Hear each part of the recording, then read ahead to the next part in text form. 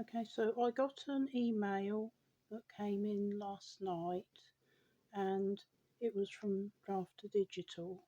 Now, I looked into it as much as I could last night, which wasn't much because I was too tired at the time. I've looked into it again since, and basically, they're going to start charging accounts where there's hardly any profit. So if you're earning less than $100 a year from your books, which, bearing in mind my ebooks, I don't even attempt to charge for. So the only book I'm actually charging for is the paperback copy of Distorted Perceptions, at least out of the books that are on Drafter Digital, which is what we're discussing. So basically, I'm one of these living hope writers who I am throwing spaghetti at the wall and all the things you could accuse me of, but basically, I do what I reasonably can to get my book out there, but I can't force people to read my book. I can't bang people over the head and say, read my book, read my book.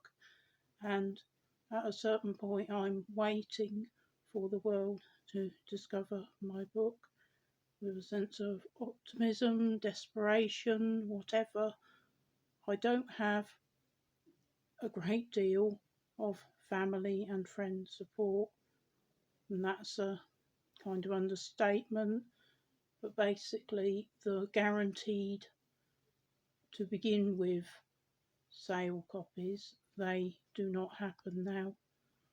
I can't afford to buy that many copies of my own book. I've kind of done that and given them out and distributed them and had a go at giving them away to libraries and different things, and some of them have wanted them and some of them haven't.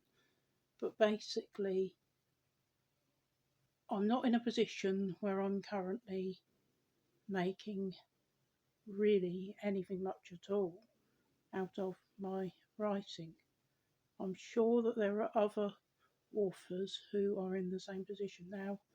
I do not consider myself to be writing as a hobby because I take my writing seriously, but as I say, I can't force people to read my book, and I also avoid the public sort of side. I'm prepared to talk like this, but I'm basically not in a great state health wise. I'm not very confident to begin with, and basically,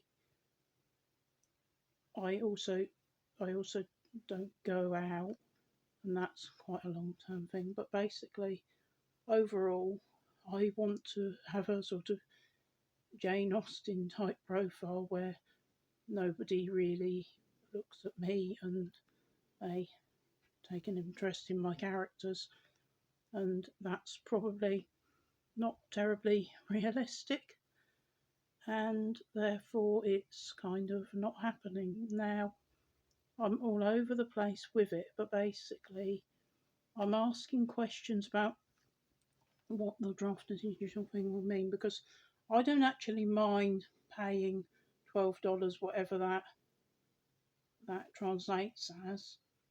I don't mind paying the annual fee, but I've had the experience with, if you look at my WordPress related videos, I've actually had the experience of having my valid funds rejected for no clear reason, and so I've had bad experiences, but I don't mind paying, and I hope that I will be able to pay and the payments will go through.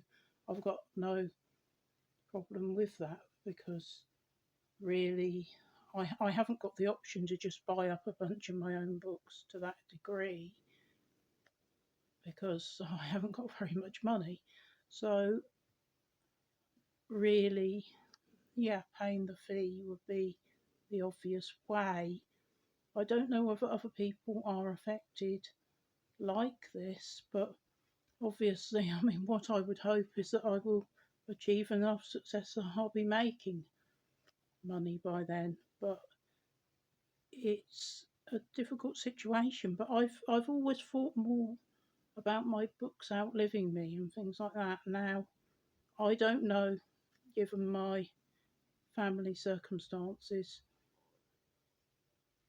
I don't know whether, obviously, I don't know whether me or my husband will go first, and I don't think that anybody else within my family will bother to carry things forward after I'm gone.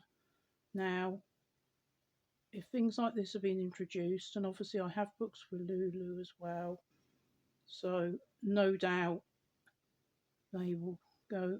It's not guaranteed, but they will probably go in a similar direction eventually, because if things trend in a certain way, then I'm sure there will be some sort of issue. Now, I really don't know where it will go from here, but I liked the idea that my books would just continue to be available, and I'm not sure this is going to be the case, but I don't know who this is going to affect.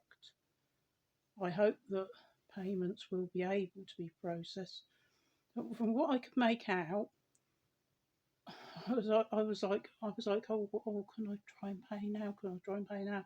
When I last night, but basically, it's not coming in till the 14th of May, which isn't that long. But it's based on apparently when you set up your account, and it seems to be like the 12th of October, something like that. So, yeah, which is funny because that's a kind of anniversary of when I lived with my husband. But anyway, not to worry, not to worry. I think it was the 12th of October, so I don't know how it ended up being that exact date, but maybe that was the date I started. Anyway, that's the date when it's going to come in, as it were.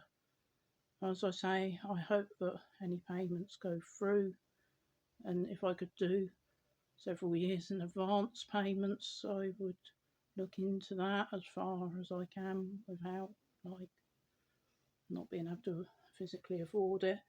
But I am concerned because I really like the idea of the posterity thing, and I really like the idea that at any time, if they're available, my books could take off.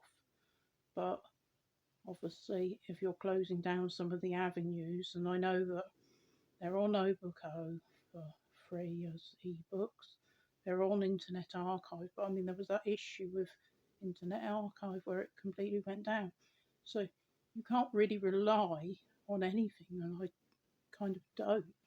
I don't, but yet I do, because you can't not, if that makes sense.